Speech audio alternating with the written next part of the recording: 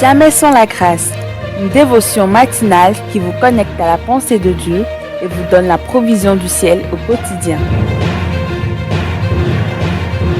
Bonjour chers amis, chers internautes, nouvelle journée, nouvelle provision. De tout cœur, je vous remercie pour votre coopération, pour votre amour pour les choses de Dieu, tous ceux qui relaient cette dévotion dans leurs différents groupes et ceux qui les envoient à leurs amis, que le Seigneur vous bénisse. Merci vraiment pour cet esprit d'équipe. Seigneur, je prie pour ton peuple ce matin. Oh, nous avons faim et soif de ta parole. Oh, ce matin, un mot venant de toi peut nous guérir de tous nos maux ce matin.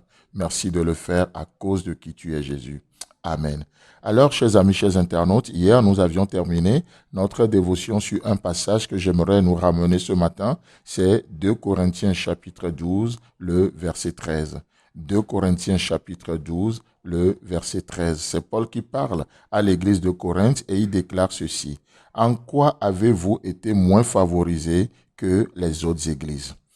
Je reprends. En quoi avez-vous été moins favorisés que les autres églises? Et si nous lisons ce verset dans d'autres versions, dans la version Darby par exemple, il est dit « En quoi avez-vous été inférieurs aux autres églises ?» En quoi avez-vous été inférieurs? Dans d'autres versions, la Nouvelle Bible de Semeur, il est dit « Qu'avez-vous eu de moins que les autres églises ?»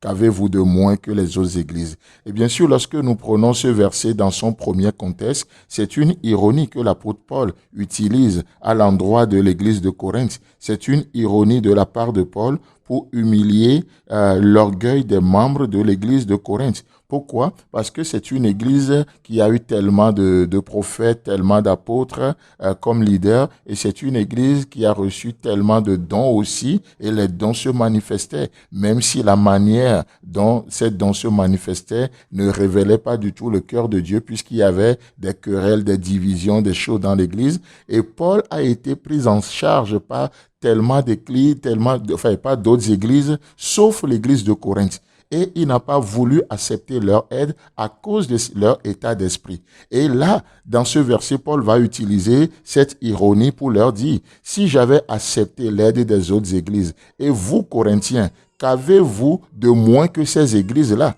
Qu'est-ce que vous avez, en quoi vous avez été moins favorisés? Vous voyez? Et donc, c'est dans ce sens que nous disons que ce verset est une ironie. Et bien que ce verset ne soit une ironie, qu'est-ce qui se passe? Nous pouvons voir le cœur de notre Dieu se manifester.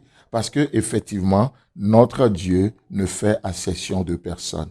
Notre Dieu ne fait accession de personne. Peut-être vous êtes levé ce matin et vous dites, oh, si j'étais à la place de l'autre.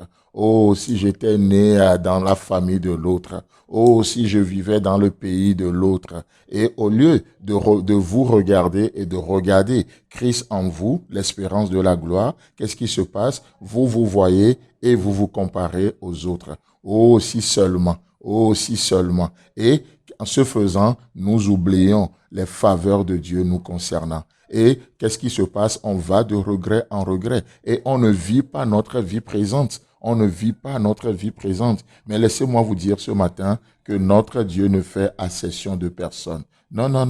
Notre Dieu ne fait accession de personne. Le cœur de Dieu nous est tout temps ouvert. Le cœur de Dieu nous est manifesté. Il n'aime pas Paul plus qu'il aime Pierre. Il n'aime pas plus Jean plus qu'il n'aime Judas, par exemple. Non, l'amour de Dieu est le même pour nous. Bien sûr que nous ne l'expérimentons pas tous de la même manière, mais ça ne dépend pas de Dieu. Ça ne dépend pas de Dieu. Vous savez, c'est tout comme ce matin, vous ne pouvez rien faire pour être plus humain que vous l'êtes déjà. Si vous êtes un être humain, vous ne pouvez, tout comme vous ne pouvez rien faire pour être plus humain, vous ne pouvez rien faire pour être plus enfant de Dieu. Si vous l'êtes déjà. Je ne peux pas être plus enfant de Dieu que ce que je suis déjà. Si j'ai donné ma vie à Christ, je suis né de nouveau, je suis un enfant de Dieu, le Saint-Esprit habite en moi.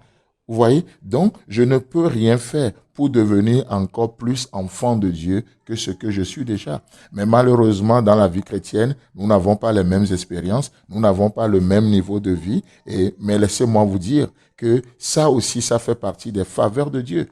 nous avons reçu la grâce. Et puis Paul ira jusqu'à dire qu'il a reçu la grâce de souffrir pour Christ. Il lui a été fait la grâce de souffrir pour Christ. Voyons-nous aussi la faveur de Dieu dans ces moments difficiles. Est-ce que vous pouvez voir la faveur de Dieu dans la persécution? Le privilège qui nous a été fait d'être ambassadeurs de Christ dans ce monde? Chers amis, chers internautes, que le Seigneur nous bénisse, qu'il nous fasse du bien et Dieu voulant, on se retrouve. Si vous avez aimé cette émission, parlez-en à vos amis. Parlez-leur du message de la grâce et de ce qu'il fait dans vos vies. Pour un sujet de prière, une question ou pour devenir partenaire, contactez-nous au 00229 94 75 80 20. Que Dieu vous bénisse et à la prochaine. En attendant, pensez avec Dieu.